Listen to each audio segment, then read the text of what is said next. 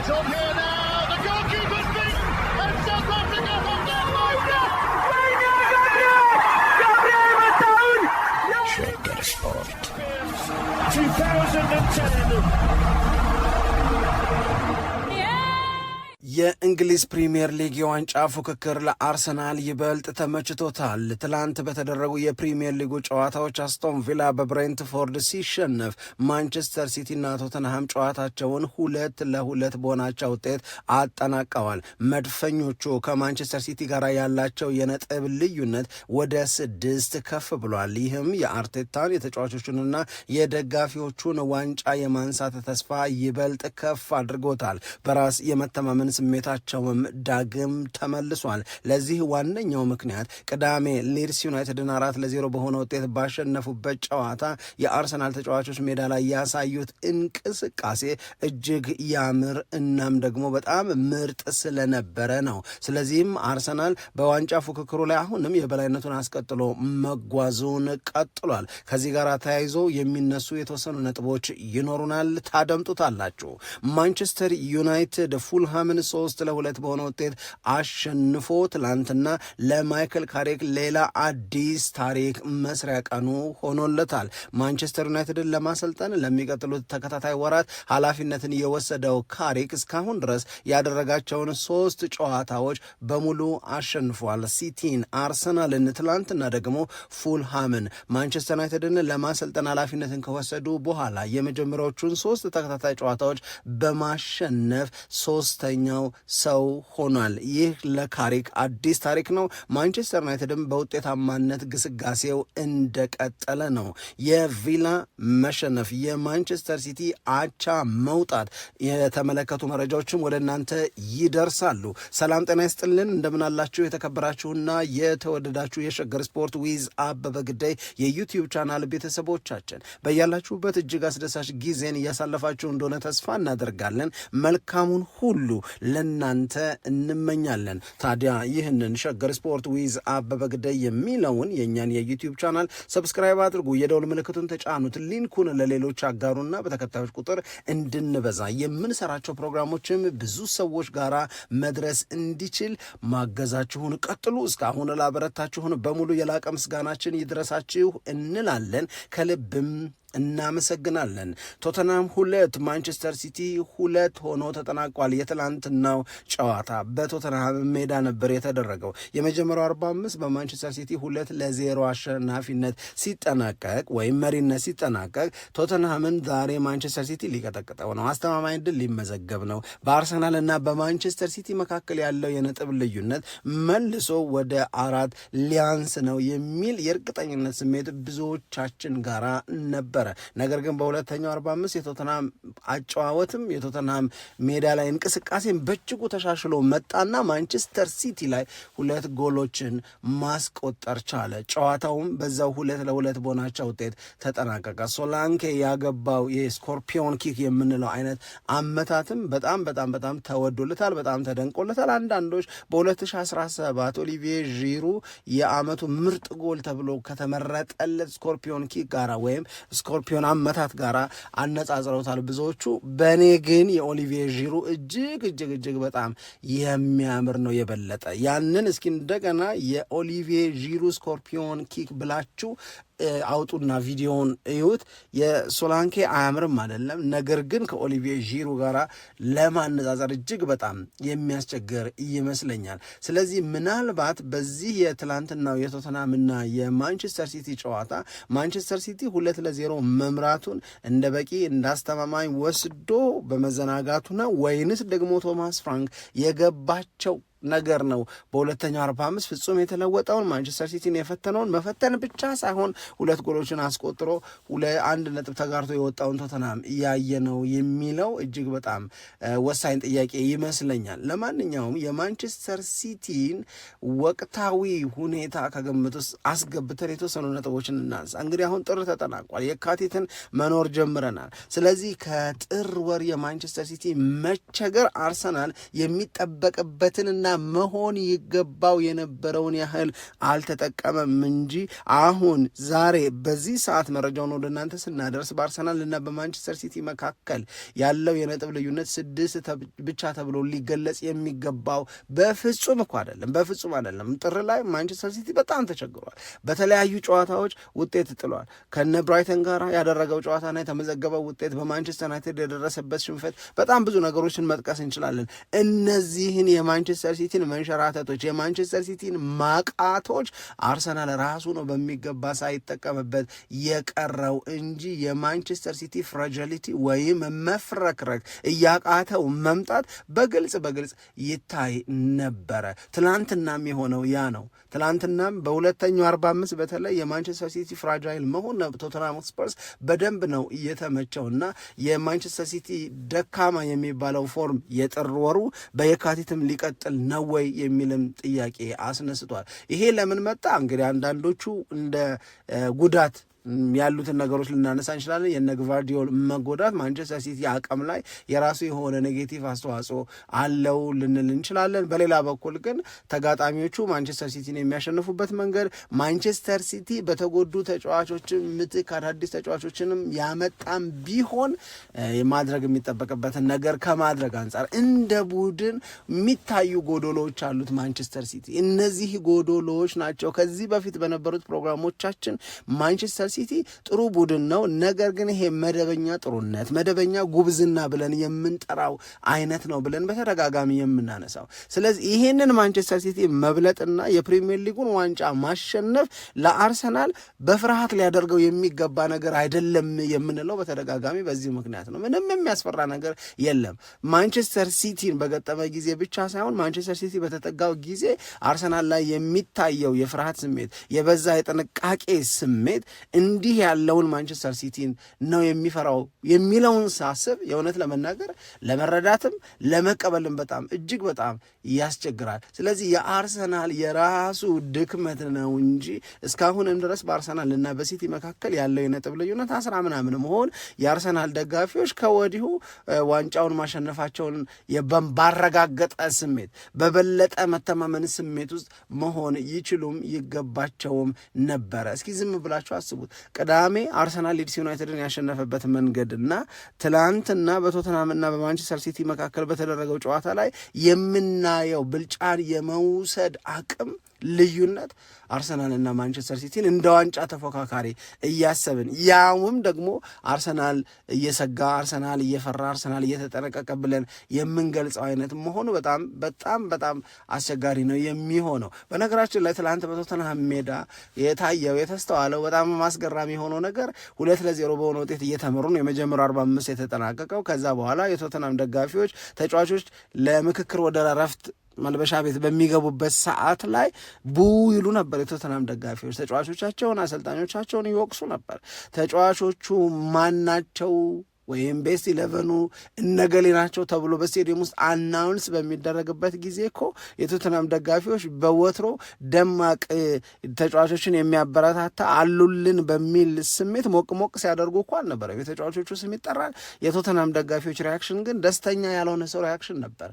ሁለተኛው 45 ላይ ቶተንሃም ጎሎችን ማስቆጠር በጨዋታው ላይ የተሻለ እንቅስቃሴ ማድረግ ሲጀምር በሁለተኛው 45 አስቦ የነበረው የበለጠ የራሳቸውን ቡድን የመቃወም እቅድ እንዲሰረዝ ተደረገ። ከዛ በኋላ ቶተንሃም የበለጠ የበረታ ደጋፊዎቹም ከተጫዋቾቻቸው ጎን እየሆኑ ቶተንሃም ማንቸስተር ሲቲን አስጨነቀ። 2-2 በሆናቸው ውጤት ጨዋታቸው ተጠናቀቀ። ለአርሰናል የበለጠ ተመቸው። ስለዚህ የደጋፊን የተቃውሞ የቅሬታ ስሜት ልታስተካክለው የምትችለው ሜዳ ላይ በምትሰጠው ውጤት ነው። ሜዳ ላይ በምታሳየው የተሻለ እንቅስቃሴና በተሻለ ፍላጎት ሜዳ ላይ የሆነ ውጤት ለማግኘት ጨዋታን ስታደርግ ነው። በመመካከር የሚሆን ነገር የለም። ሜዳ ላይ ውጪ በሚሰጥ ጋዜጣዊ መግለጫ የሚሆን ነገር የለም። ለዚህ አሁን ቶተንሃም አይነተኛ ምሳሌ ነው። ስለዚህ በቶማስ ፍራንክና በቶተንሃም ደጋፊዎች መካከል አሁንም መጠነኛ የመታገሻ ጊዜ ያገኙ ይመስላል። ይመስለኛል። በተለይ በሁለተኛው 45 እንቅስቃሴ ትላንት ከሲቲ ጋር ነጥብ በመጋራታቸው አስቶን ቪላ በቀይ ካርድ ብሬንትፎርድ ተጫዋች ወጥቶበትም ጭምር ያውን በሜዳው በቪላ ፓርክ ተሸነፈ። ይሄ በጣም በጣም በጣም ለአስቶን ቪላ የሚያስደነግጥ ከዚህ በፊት ራሳቸው አሰልጣኝ ኡናይ ኤምሬ እንደተናገሩት እኛ የዋንጫ ተፎካካሪ አይደለንም፣ እስከ 5ኛ ለመውጣት ነው የምንጫወተው ብለው የተናገሩትን ነገር አይ በቃ እሳቸው እንዳሉት ነው ካሉት ውጭ አይሆንም የሚለውን ነገር እንድንወስድ አድርጎናል። ምክንያቱም በተከታታይ በሜዳው በቪላ ፓርክ እየተሸነፈ ነው። ከተወሰነ ጊዜ በፊት መደዳውን ወደ 11 ጨዋታዎችን በሜዳውም ከሜዳውም ውጭ የሚያሸንፈው አስቶን ቪላ አሁን በዛ ጥንካሬው አሁን በዛ ውጤታማነቱ ላይ አይደለም የሚገኘው። ስለዚህ አስቶን ቪላም ተሸንፏል። የአርሰናል ስጋት ብለን ልንጠራው አንችልም። ለዚህ ነው ለአርሰናል ሁኔታው ተመችቶታል የምንለው። የአርሰናልንና የሊድስ ዩናይትድን ጉዳይ እናንሳ። አርሰናል ሊድስ ዩናይትድን ያሸነፈበትን ጨዋታ ተከትሎ በጣም በርካታ የትንታኔ ባለሙያዎች ይሄ ነው ትክክለኛው የፕሪሚየር ሊጉን ዋንጫ ለማሸነፍ የሚያስብ ወይም የፕሪሚየር ሊጉን ዋንጫ የማሸነፍ አቅም አለው የምንለው ቡድን ትክክለኛው መልክ ይሄ ነው። እንደውም በጨዋታው የተለያዩ ክፍለ ጊዜዎች ሊድስ ዩናይትድ በአርሰናል ላይ ሊያሳድር የሚችለውን ጫና ጠብቀን ሊድስ ዩናይትድ ሁልጊዜም ለአርሰናል አስቸጋሪ ተጋጣሚ መሆኑን አስታውሰን ጨዋታዎቹን ስናይ ወይም ለማየት ስንዘጋጅ ስለነበረ በጨዋታው ላይ አርሰናል የወሰደው ብልጫ የሆነ ሰዓት ላይ በሆነ በትልልቅ ተጫዋቾችና በትምህርት ቤት ተጫዋቾች መካከል ያለ ይመስል ነበረ ብለው ገለጹት። ይሄ ማለት ሜን ቨርሰስ ቦይስ አይነት ነገር ይመስል ነበረ። በቃ በበሰሉ ሰዎችና ገና በታዳጊ ዕድሜ ላይ ባሉ ተጫዋቾች መካከል የሚደረግ የፉክክር ጨዋታ ነበር የሚመስለው። ይህንን አይነት ፐርፎርማንስ፣ ይህንን አይነት ልበ ሙሉነት፣ ይህንን አይነት ድልን አብዝቶ መፈለግና በማንቸስተር ዩናይትድ የደረሰበትን 3-2 መሸነፍ ተከትሎ ደጋፊዎች ያሳደሩበትን ጫና፣ የእግር ኳስ ባለሙያዎች ይሰጡ የነበረውን ትችት አርሰናል በደንብ አድርጎ በተግባር ነው ሜዳ ላይ መልስ የሰጠው። ስለዚህ ፖል ሜርሰን እንደሚናገረው ከሆነ ለአርሰናል በትክክል ይሄ የፕሪሚየር ሊጉን ዋንጫ እንደሚያሸንፍ ያየንበት ያረጋገጥንበት ጨዋታ ነው ብሎ ነው እሱ እየገለጸው የሚገኘው። ስለዚህ የአርሰናል የሜዳ ላይ እንቅስቃሴ እንደዚህ ነው መቀጠል መቻል ያለበት። በመጪዎቹም ጨዋታዎች እንግዲህ የሚቀጥለው መርሃ ግብር አርሰናል ከሰንደርላንድ ጋር የሚገናኝበት ነው። ሰንደርላንድ አስቸጋሪ ተጋጣሚ እንደሆነ ሁላችንም እናስታውሳለን። ነገር ግን አሁን ውጤት እየከዳው እየተንሸራተተ በደረጃ ሰንጠረዡም ላይ እንዳልነበር አሁን ከወገብ በታች እየዋለ ያለ ቡድን ነው። አሁን ትልቁ ማንን ይገጥማል ለሚለው አይደለም፣ ማንንም ይግጠም ማንን። አርሰናል በበቀደሙም አይነት ጠንካራ መንፈስ ይዞ ጠንካራ ሜንታል ኖሮት ነው ወደ ሜዳ መግባት ያለበት። ፓትሪክ ቪዬራ የሚለው እንዲህ አይነቱ ሜንታሊቲ መያዝ መላበስ ያስፈልጋል ነው። ሮይ ኪን የሚለው ይህንን ነው። አንድ ጎል ስታገቡ ሰብሰብ አትበሉ፣ ሻምፒዮን ልትሆኑ እኮ ነው። ስለዚህ ሻምፒዮን የምትሆኑ ከሆነ አንድ ጎል ስታገባ ሁለተኛውን፣ ሁለተኛ ስታገባ ሶስተኛውን እየፈለግ ተጋጣሚህን ሙሉ 90 ደቂቃ መብለጥ፣ ማስጨነቅ፣ የበላይነትን መውሰድ እናም ደግሞ ቤስት ፐርፎርማንስ ማሳየት ይኖርብሃል እንጂ ውጤት ከማስጠበቅ ጋር ተያይዞ ፈራተባ የሚባል ከሆነ የትም አይደረስም ነው። ከዚህ አንጻር ቶሎ ወደ ፍርሃት ይመጣሉ። አንድ ጎል በገባባቸው ቁጥር ቶሎ ይረበሻሉ። እንዲህ ያለው ቡድን የውድድር ዓመቱን በበላይነት በሻምፒዮንነትና በክብር ማጠናቀቅ መቻሉን እጠራጠራለሁ ነበር ሲሉ የነበረው አሁን የተሰጡት አስተያየቶች በሙሉ መልስ እያገኙ ነው። ምክንያቱም አርሰናል እጅግ በጣም ያምር ነበር። የራሱ ማማር ላይ ነው እንግዲህ እነ ማንቸስተር ሲቲና የአስቶን ቪላ መሳሳት የተደመረለት። ይሄም ለአርሰናል በጣም በጣም በጣም ምቹ ሁኔታን ፈጥሯል። ኦፍኮርስ አሁንም በ6 ነጥብ ልዩነት ነው የሚመራው። የ6 ነጥብ ልዩነት ማለት የሁለት ጨዋታ ጉዳይ ነው። የ4 ነጥብ ልዩነትም የሁለት ጨዋታ ጉዳይ ነው። ኦፍኮርስ በ4 ነጥብ ልዩነት ውስጥ አንድ መሸነፍና አንድ አቻ መውጣት ነገሩን ያበላሸዋል ወይም ከቁጥጥር ውጭ ያወጣዋል። አሁን ግን በሁለት ጨዋታዎች መሸነፍና እንደ ማንቸስተር ሲቲ ደግሞ ዝም ብለው ልክ መሆንን ይጠይቃል። እኔ አርሰናል ከምንም ነገር በላይ ማንቸስተር ሲቲ ቀጥሎ ሲጫወት ምን ነጥብ ይጥልልኝ ይሆን ከሚለው ስሜት በላይ አርሰናል የሚያስፈልገው የቅዳሜውን አይነት ፐርፎርማንስ መደጋገም ነው። የቅዳሜውን አይነት ልበ ሙሉ ፐርፎርማንስ ሜዳ ላይ ሲያሳይ ከታየ ለአርሰናል እጅግ በጣም ወሳኝ ነው። በቃ የራሳቸው ስራ ላይ ብቻ ነው ትኩረት ማድረግ ያለባቸው። ቀድመው ቢጫወቱም ከዛ እነሱ ከነሲቲ በኋላም ቢጫወቱም የሲቲን ውጤት መከታተል አይደለም፣ የእያንዳንዱ ጨዋታ ፋይዳ ለአርሰናል ወሳኝ መሆኑን መረዳትና ይሄንን ማድረግ አርሰናልን ከ22 ዓመት በኋላ 2003-2004 ኢንቪንስብል ሆኖ የፕሪሚየር ሊጉን ዋንጫ ካሸነፈ በኋላ የመጀመሪያውን የፕሪሚየር ሊግ ዋንጫ ያነሳል። በቃ ይሰለቻል፣ ደክሞናል ይላሉ የአርሰናል ተጫዋቾችም ራሳቸው። ዋንጫውን የግድ ማሸነፍ አለባቸው። ይሄንን የግድ ማሸነፍ ያለባቸውን ዋንጫ ለማሸነፍ ትክክለኛው መንገድ መሆን አለበት ተብሎ በሁሉም የሚታመነው ቅዳሜ ከሊድስ ዩናይትድ ጋር ባደረጉት ጨዋታ ላይ ያሳዩትን እንቅስቃሴ ደጋግሞ መተግበር ነው። ቀጣይ ተረኛ ሰንደርላንድ ነው። ሰንደርላንድ በመከላከል አቅሙ በጣም በጥሩ መንገድ የሚገለጽ ነው። ነገር ግን ጨዋታው በኤምሬትስ ስቴዲየም ነው። አርሰናል ያን ያህል ይቸገራልና ይፈተናል ብሎ መውሰድ አይቻልም። የማንቸስተር ሲቲ ነጥብ መጣል፣ የራሳቸው ፐርፎርማንስ መስተካከል ግን የበለጠ የቡድን ጥንካሬውን ከፍ ወዳለ ደረጃ ይወስደዋል ብለን እናስባለን። በኋላም በሚኖረ መደበኛ ፕሮግራም ላይ ተጨማሪ ሀሳቦችን ከዚህ አንጻር ወደ እናንተ የምናደርስ ነው የሚሆነው። ሌላው የፕሪሚየር ሊጉ ውቡ ነገር ማንቸስተር ዩናይትድ ነው። ማንቸስተር ዩናይትድ ፉልሃምን 3-2 በሆነ ውጤት አሸንፈዋል። ማንቸስተር ዩናይትድ የእውነት ለመናገር ለደጋፊዎቹ የደስታ ስሜትን በተከታታይ እየሰጠ ሜዳ ላይ ተግባራዊ የሚደረገው ጨዋታ ድሉ የሚመጣበት መንገድ፣ በተለይ ትላንትና ፉልሃም ሁለተኛውን ጎል ካስቆጠረ በኋላ የእውነት ለመናገር በጣም ብዙ ሰዎች ማንቸስተር ዩናይትድ ልክ እንደ በፊቱ ጨዋታውን ውጤት ባቻ ውጤት ሊያጠናቅቅ ነው፣ ሁለት ጨዋታዎች ላይ አሪፍ ነው ካልነው በኋላ በሶስተኛው ጨዋታ ላይ ሊንሸራተት ነው የሚል አይነት ስሜት የተፈጠረባችሁ ይመስለኛል አብዛኞቻችሁ። ካሪክ ግን እንደዚህ አይነት ስሜት አልነበረኝም አለ። ልክ ፉልሃም ሁለተኛውን ጎል ሲያስቆጥር ያሉትን ደቂቃዎች ስመለከት በእነዚህ ደቂቃዎችማ የሆነ ነገር ማድረግ አለብን፣ የሆነ ነገር ማድረግ እንችላለን፣ ሪያክት እናደርጋለን የሚል በፍጹም መረጋጋት ግን ደግሞ በፍጹም ራስ መተማመን ነበር ነገሮችን ስጠብቅ የነበረው። ያልኩት ነው የሆነው። አደረጉት የማንቸስተር ዩናይትድ ተጫዋቾች እና ክሬዲቱን እነሱ መውሰድ አለባቸው አለ። ስለዚህ ማንቸስተር ዩናይትድ ሁለተኛው ጎል እስኪገባበት ድረስ ጠንቀቅ ብሎ ውጤት ለማስጠበቅ ያደርግ የነበረው እንቅስቃሴ አላዋጣም፣ አልሰራም። ሁለተኛው ጎል ገባ፣ ግን ሪአክት ያደረጉበት መንገድ ካሪክ በተጫዋቾቹ ላይ የሰራው ስራና በስራው የተፈጠረበትን የመተማመን ስሜት በትክክል ነው ያየ ነው። የሆነን ለመናገር በምን ያህል ፍጥነት ጎሉ ከገባ በኋላ በፉልሃም የግብ ክልል ላይ ደረሱ። የግብ ክልሉ ላይ የደረሱበት መንገድ ብሩኖ ፈርናንዴዝ አሲስት ያደረገበት መንገድ ብቻ ሳይሆን ቤንጃሚን ሼሽኮ ኳሱን የተቆጣጠረበት እና ያ የግቡ ኮርነር በዛ መጠን ክፍት እንደሚሆን እርግጠኛ መሆኑ ነው ብዙዎችን ያስደነገጠው። በጣም ያስገረማቸው ያስደነቃቸውም እሱ ነው። እኔን ግን የሚያስደንቀኝ አንዳንድ ጊዜ ተጫዋቾች ለምሳሌ ቤንጃሚን ሼሽኮን ብንወስድ ካሪክ የማንቸስተር ዩናይትድ ኃላፊነቱን ከመውሰዱ በፊት በዳረን ፍሌቸር እኮ የመሰለፍ ዕድል እየተሰጠው ነበር። ዳረን ፍሌቸር እየሰጠው ዕድል ጎልም እያገባ ነበር። ካሪክ ኃላፊነቱን ሲወስድ እኮ በማንቸስተር ዩናይትድ ቤት ውስጥ ከነበሩት ተጫዋቾች ጥሩ ፎርም ላይ የመጡ ነው ከሚባሉት አንዱ እኮ ቤንጃሚን ሼሽኮ ነው። ግን ካሪክ መጣ ተቀያሪ ወንበር ላይ ትላንትናም ተቀያሪ ወንበር ላይ አድርጎት ነው ጨዋታውን የጀመረው።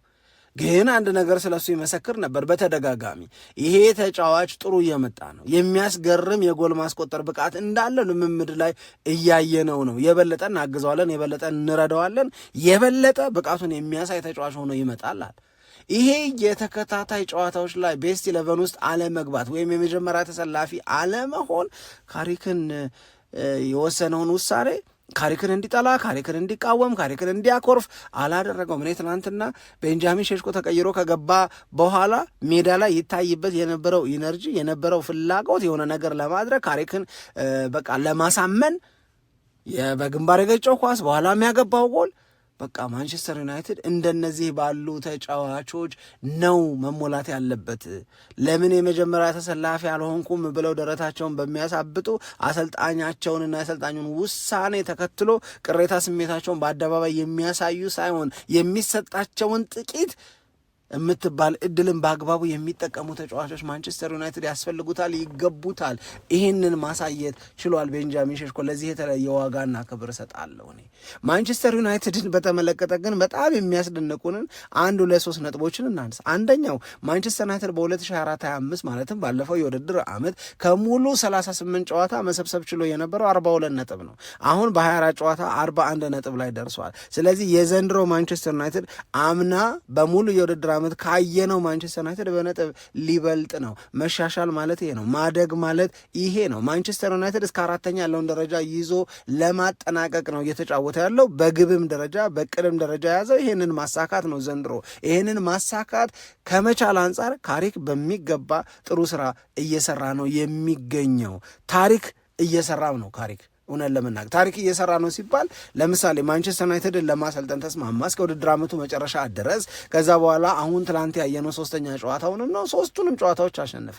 ሲቲን፣ አርሰናልን፣ ትላንትና ደግሞ ፉልሃምን። ማንቸስተር ዩናይትድን ለማሰልጠን ተስማምተው ስራ በጀመሩ የመጀመሪያዎቹ 3 ጨዋታዎች ድል በማድረግ 2 አሰልጣኞች ናቸው በማንቸስተር ዩናይትድ ታሪክ ባለ ታሪክ ሆኖ እስካሁን ድረስ የቆዩት ሆዜ ሞሪኒዮ እና ኦሌጎና ሶልሻ።